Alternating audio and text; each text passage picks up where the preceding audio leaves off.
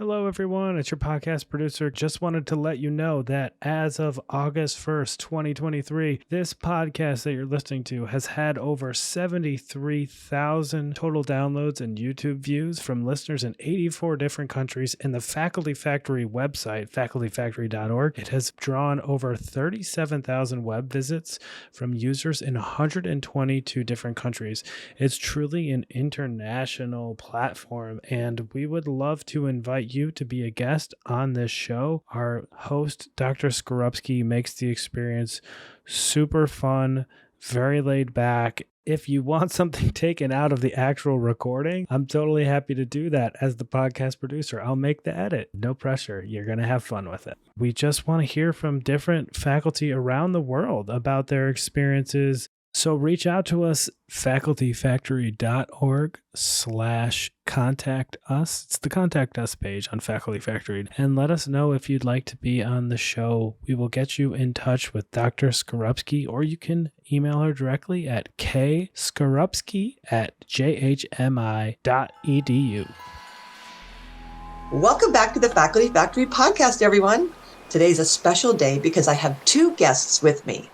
Dr. Ruth Chen RN, PhD, is the Assistant Dean for Faculty Development in the Faculty of Health Sciences and an Associate Professor in the School of Nursing at McMaster University in Hamilton, Ontario. She's been there for 20 years.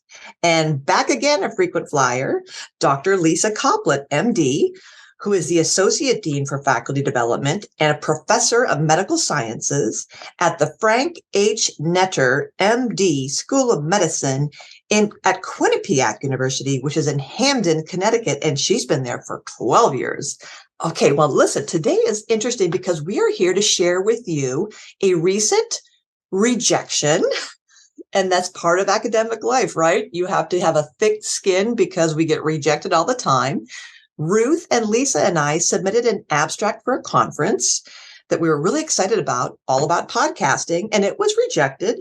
That's fine because we're still excited about the topic and the content, and we're not going to quit just because one abstract was rejected, right? So Ruth's going to start by telling us about the professional society and the conference, the theme of that conference, a little bit about what our abstract was, and then we're going to have a really interesting conversation about podcasting and social media, micro-credentialing, and maybe how you can start your own podcast. Take it away, Ruth. Kim, thank you so much for having me. And I really love how you started off this discussion by highlighting that our submission was rejected. I think that's such a great way to frame this because even when we receive these rejections, there are bright lights and positive other learning experiences and positive outcomes that can arise. And one of the positive outcomes is that I got to meet you, Kim, as well as you, Lisa, here for the first time visually on Zoom to record this podcast episode. And to give listeners a bit of background in terms of how we came to be as a triad, I saw the call that the Association for Medical Educators of Europe, or AME, held or released in late 2022. And this was for a conference that would be held in August 2023 in Glasgow. And the theme was Inclusive Learning Environments to Transform the Future. So I thought, I've been really heavily involved in releasing our biweekly podcast for our Faculty of Health Sciences. And I thought this would be a great opportunity to highlight how podcasting could be used to promote and facilitate inclusion. So super excited about that. And I thought, why not take this from a collaborative perspective? And immediately I thought of Lisa. And the way that I had met informally Lisa was because Lisa was part of a listserv for faculty development. And so she had in her title or her signature something around, connect to the Told Me podcast. So I thought, oh, wow. So Lisa has experience with podcasting. I connected with Lisa, asked Lisa if you would be interested in joining me with this abstract submission, she was right on board, and then she recommended Kim. Have you heard of Kim and the Faculty Factory podcast? And so that's how our triad came to be. And the goal for the submission was to share with the medical education community or the health professions education community ways that we could use podcasting to promote inclusion. And so the ways that I was thinking about inclusion were an interdisciplinary and interprofessional perspective. So even here, amongst the three of us, we represent different backgrounds and different health professions or health professional disciplines. Also, promoting inclusion in terms of accessibility to a variety of content from individuals or from faculty who are working in a variety of fields. And so these were some of the key components that we were hoping to include in our workshop for this conference submission. I love that. Thanks so much for sharing the story, Ruth. It is such a blessing to be in this field because we have these opportunities to collaborate on such unique projects, and that everybody's so generous, and it just takes a simple email. And we try to talk to our faculty all the time about don't be shy. What's the worst? The worst thing is that someone will delete your email and ignore you or say, no, I would never want to work with you. It never happens. So just be brave and be courageous and put yourself out there, and you never know what's going to happen, despite maybe an initial failure, that long-term collaborative partnerships and ideas can come up from these meetings. So thanks for taking the lead on that, Ruth. It was really, I was excited to get the email, and I'm happy to be with both of you and see what happens in the future. But Lisa, why don't you tell us, as your journey? You talked with us last time on the Faculty Factory podcast about your Told Me podcast. And I know it's really important. You recently gave a talk about the theoretical groundings of podcasting. And so you've steeped yourself in the literature and the how-to. Can you maybe share your perspective with the audience about how you arrived to your process and how you help teach others about the accessibility of creating podcasts? Yeah, I'm happy to. I know that I'm not alone when I say to other faculty developers, and we're a fairly small school. We've got over 1,300 busy clinical faculty who are geographically dispersed over 3 states and 6 hospital systems with more than 20 hospitals and 200 ambulatory practices. And yet my job that I love to do, but my biggest challenge is how do I reach them all, right? So with that geographic distribution, that is where I think we have to we have to continually think about what else. So we don't need to get rid of our in-person workshops or our online webinars or our online courses or all the other things that we do to try to make professional development accessible. But I do think that we need to keep thinking about what next, because there are so many options that are available and continue to be available. So this was a what next moment for me. And the conceptual framework that is connected to podcasting for faculty development is brief open distance e-learning, ODEL. And so what brief open distance e-learning is it's where you're reducing the transactional distance through quality educational opportunities and access to information through any digital device. So that's the definition, and that's what we're doing with podcasting. And what I really tried to think a lot about, though, and if you read about open distance learning, you're not just getting on a mic and thinking off the top of your head, right? You have to plan it and think about how you want to utilize it to achieve your goals. So what are my goals with this?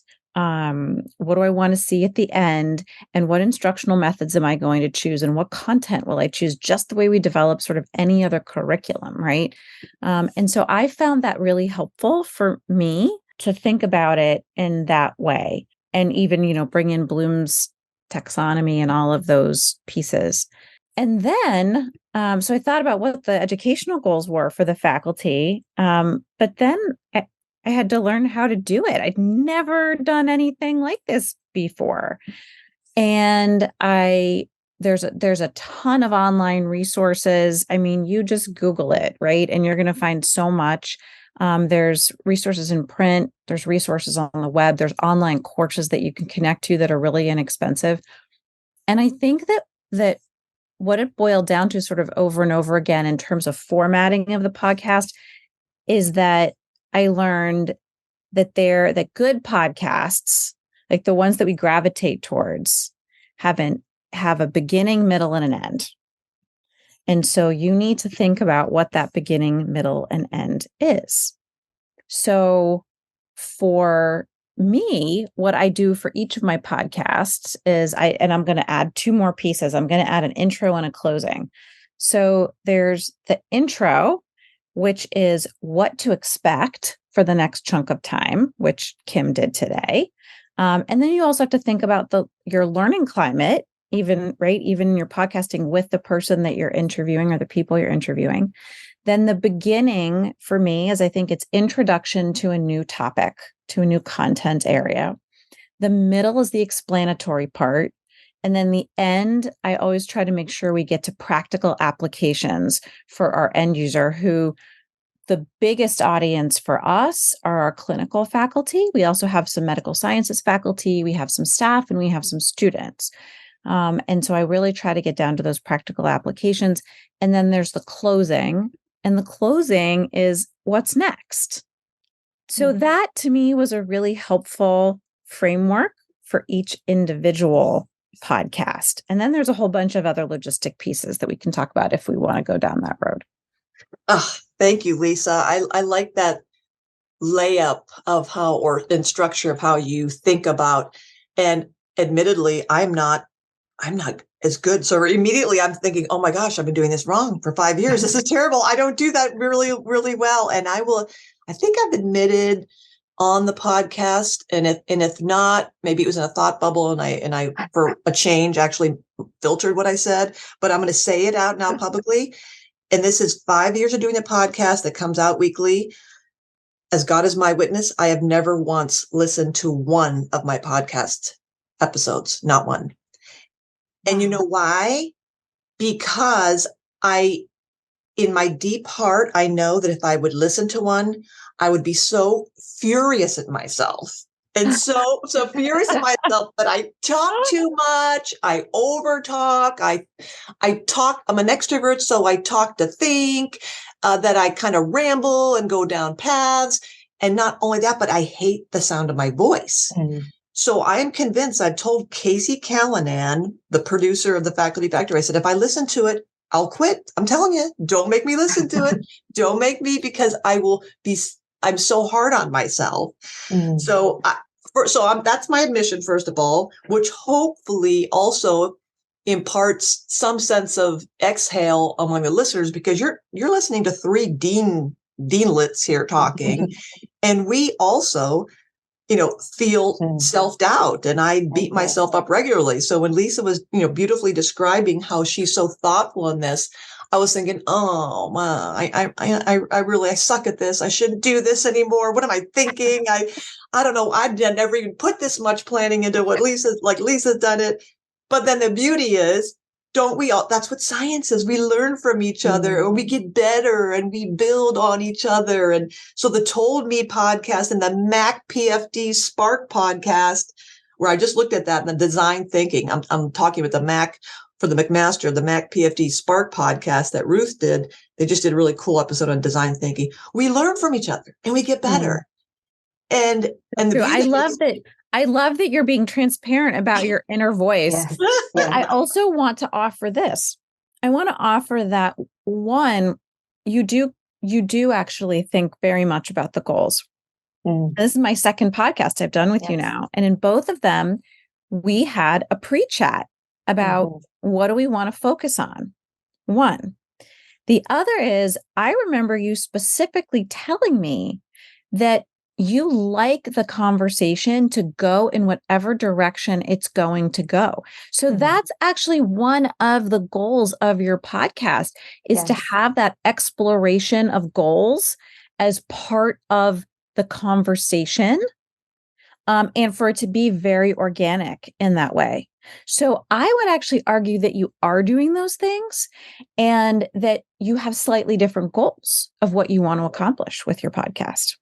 Yeah, and it gives it a different personality.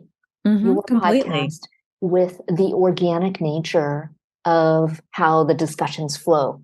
And it does have structure, but the structure is more to guide the general direction of the podcast as a whole, but not specifically the episode that you're releasing. So I think that that's your personality.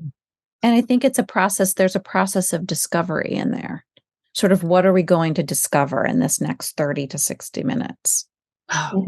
Wow, you're both so observant. That's exactly what I love. I get excited when somebody says something, then my brain goes bing, and then we both get excited. And that to me is, I always think of science and that the discovery of when you get a bunch of brains and hearts in a room together and seeing people riff off of each other.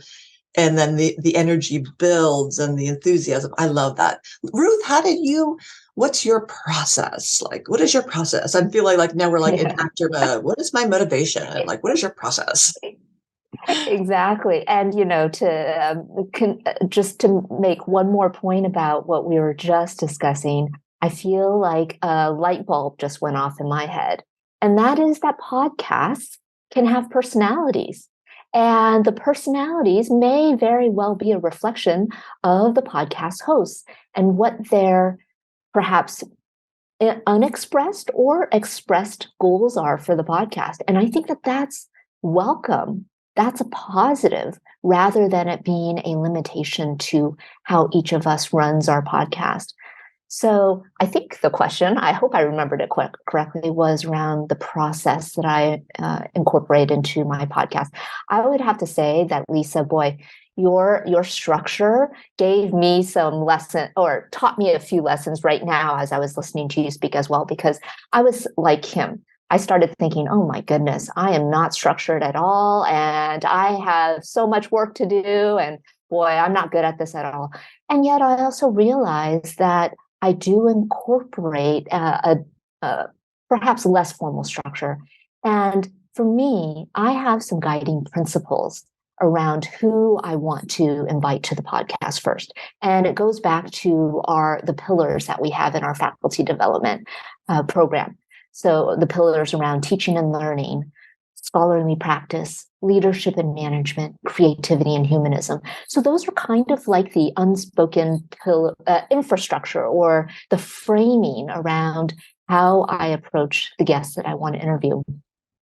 When I come across someone that has given an interesting talk or has won an award for their work, it doesn't even have to be related to faculty-specific development, just their own research, their teaching practices, their explorations in other aspects of wholeness and wellness, I reach out to them immediately, ask them if they can be on our podcast, and then I start to structure what I want to discuss with them after the fact and after they've agreed. And then I give them a few prompts in terms of what I might discuss during our recording time with them, knowing that they're also open to take the conversation in the direction that they want to head. And so it's this constant dance between addressing the different pillars of the program for faculty development, while also keeping in mind that we have 3 schools in our faculty: the School of Medicine, School of Nursing, and School of Rehabilitation Sciences. And so making sure also to include individuals that represent the perspectives of those 3 schools, and also the different roles that our faculty have, whether it be teaching or research or clinical practice. So it's like all of those variables. It's not super structured in terms of how I have a clear beginning, middle, and end, but rather I'm thinking about all these variables and just kind of cross my fingers, close my eyes, and hope that they all come together in the episodes that we produce. Thank you, Ruth. I love this, the honesty. I just love this forum because it's just so authentic and so real. And I hope as people are listening to this, they're realizing that this can be just very organic. And I love the way you frame this, that podcasts have personalities. And to me, that hopefully imparts this, the comfort in knowing that if you feel like you have some content that is important to disseminate, and that a podcast would be the good platform for that, you think about who you are, your message, who you want to receive the message, and as you put it, like, what are your guiding principles, or as Lisa talked about her theoretical framework and the e-learning and focused on learning, what is it that guides you? And then just kind of relax into it. And it's kind of also making me think of how we do science. If I want to put a grant application out there, so what is my idea? Or if I want to start a program or start a clinic, it all starts kind of the same way. What's the question? What is the need? And then thinking carefully about the who, what, where, when, why, and how, but then not overthinking about it like, well, it's just so big, I'll never get an R01. I mean, how would I actually do it? Or I'll never start a clinic because how would it all play out? Or I'll never write that paper because it'll never get published. All those ways we talk ourselves out of things. That a podcast is kind of like that same thing. It's a living thing that if you feel in your heart and in your head that this is in you, that has to happen, give it a shot. And it doesn't have to be the Hidden Brain. Like, my favorite podcast is The Hidden Brain. And every time I go back home to my hometown Erie, I listen to Chucker B. Dunn and The Hidden Brain. And I think, he tells a story and there's so much, like, leave you on a cliffhanger. And then that's how my podcast should be. But that ends up being, that's a full-time job. Yeah. So realistically, faculty members and leaders who are listening to this go, I don't have the time to do that. No. And you can still make a difference without overproducing something. It can be a matter of reaching out to friends and say, hey, here are my guiding principles. You want to talk about teaching, learning, creativity, humanism? Have a couple minute chat before, some email prompts, like Ruth said, and you do it. And how do you do it? Lisa said, Google podcast, YouTube's, anything, but also our producer for the Faculty Factory, Mr. Casey Callanan, wrote this great book, How to Podcast When You Aren't Tech Savvy. And Casey will actually put it in the link of the description on the facultyfactory.org on how you can access this book, but it is super, super easy. And there are people who do this. So YouTube, I find how to do everything. But yeah, I just think it's doable. It's the new self-learning, self-directed learning. I'm all about, personalized faculty development. I think the new wave of innovating and moving faculty development into the next era is recognizing that faculty maybe aren't going to do the old-fashioned. I was talking to Lisa Bellini. They aren't going to be going in classrooms anymore. There are going to be no more rumps and seats. It's all self-directed social media. Yeah. So we have to meet the need. So I'll stop talking now, but, give me some closing kind of comments from Ruth. We'll start with you. And then Lisa, you can maybe close us out. Oh, thanks, Kim. Thanks for this discussion. It's been so informative for me and also inspiring to continue this work that we've been all doing around podcasting.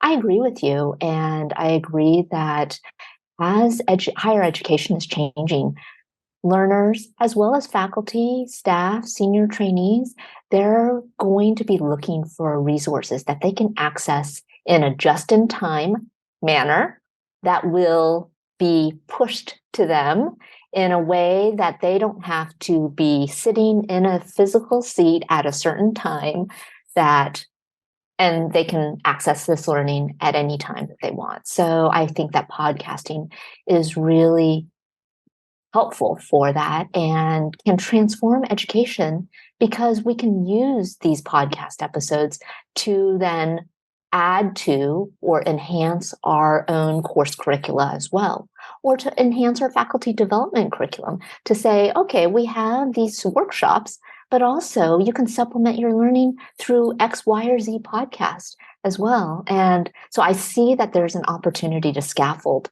podcasting into other learning modalities. I couldn't agree more, Ruth. And I think of what the sort of an ideal model I have in my mind, going forward is that there's a menu of options, of which many could be just in time, like high quality, just in time options for faculty. And yet they're connected.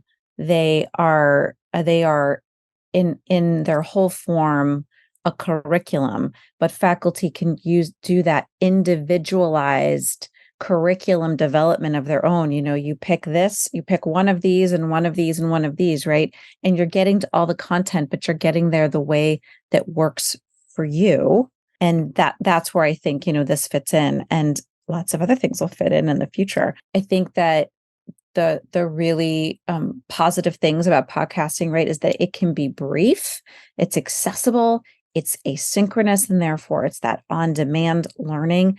It's free. So it's very inexpensive expertise. I love that I really believe so strongly in providing open educational resources as well, right? Anybody, anywhere in the world can access the content. And as we talked about inclusivity, I think that's important too. There are a lot of places around the world where faculty in medical schools and faculty developers don't have the resources that we have. So why should they reinvent it? They can use ours that we created, and vice versa. So I really like that piece of it as well. And then I think the one thing that we also just have to mention is that whenever you use any new technology, as mainstream as it seems, we have to remember that there's a good chunk of our population of faculty that are going to need help learning how to use that. So that sort of just has to be part of it too. So one is getting the word out. Anything new gets adopted a little bit slower, but also something that'll prevent adoption is if people feel like, I don't really know how to do that. So, we have to provide some explanatory language around that too. Yeah, that's great, Lisa. It's so overwhelming, and it's so easy to say, I don't even want to learn that. And I'm thinking of all the apps and the phone. I'm recently exploring cutting the ties with Comcast cable, because when I looked at the bill, I'm like, well, I'm paying $245 a month for cable. This is what? And I watch TV for like 2 hours a day max in the morning when I'm figuring out what should I wear today with the weather. I have the news on. And then at night when I'm brushing and flossing, I've got Golden Girls on. I'm like, really? This is $245? That's right. And so I'm exploring it, but then you kind of go down the rabbit hole of there's Hulu, and there's streaming, and there's this stick and this app and that app. And then I kind of like, forget about it. Never mind. Yeah, I guess I'll just stick with what I've got. I'll just stick with $245 for Golden Girls in the news. But that's where you have to kind of get over that hurdle of like, podcasting. It's not that hard. When I first thought about it, I'm like, there's this stuff called podcasting. I don't know how to do it. And then Casey was like, just do it. I'm like, well, how long does it have to be? Do I have to have a script? And I can't do it every week. That's too much work. He's like, Kim, just relax. I mean, just talk, just be you. Back to what Ruth said, be you. It has a personality, and it doesn't have to be the way you think it should be. The way something is or is in your brain doesn't have to be the way. It can be something else. So like with our faculty, I don't want to be a leader. I don't want to be a department head. I want to be a dean because I've seen them, and I don't want her job. I don't want his job. Well, just because he or she does it that way doesn't mean that's the way you have to do it. Mm-hmm. So there is that kind of like relaxing the burden we put on ourselves that a job, a life, a grant, a leadership role has to be a certain way. Go with what you've been given in your heart and your passion and what's in your DNA, and create something new, and just be real. And I think it'll come out organically. So I love how your stories have kind of brought us to this reassurance. And I hope faculty listening to this kind of maybe are inspired to, I'm going to try to do it. And they could contact either of us. Their contact information is in the facultyfactory.org description. But Ruth and then Lisa, why don't you say your email addresses in case people want to like email you quickly to say, oh, will you help me? Or that would be so easy. Ruth, what's your email? Yes, my email is ruth.chen at McMaster, McMaster.ca. I would love to hear from you if you're interested in talking more about podcasts or even being a guest on one of our episodes. That's my plug. I love it. Lisa. My email is my first name dot last name as well. So it's LISA dot C as in Charlie, O, P as in Paul, LIT as in Tom, at QU.edu. So QU is for Quinnipiac University, just to make sure I understood how I said the letters. And I couldn't agree more, Ruth. I was going to say the same thing. I did have a colleague who I'd met at a conference who had done some podcasting in a different area. And she was so helpful to me. And I would love to pay that forward. So anybody who's interested can certainly contact me. And the same thing, we're always looking for, interesting guests. So the door is open. Lovely. Thank you, Dr. Ruth Chen, Dr. Lisa Coplit, and thank you for listening to the Faculty Factory podcast. Be brave, start your own podcast, or join ours, or both. Thank you. Thanks for tuning in to Faculty Factory Podcast. The mission of the Faculty Factory is to build and support a community of leaders in faculty development who share tools, resources, wisdom, and encouragement in service to our faculty members, schools, and institutions. We encourage you to go to facultyfactory.org to find out more. Get in touch with me, ask me any questions. Maybe you want to be interviewed on the podcast. Thanks for tuning in to Faculty Factory Podcast. We'll see you next time. The Faculty Factory podcast and website is sponsored by the Johns Hopkins University School of Medicine Office of Faculty. For more information, visit facultyfactory.org.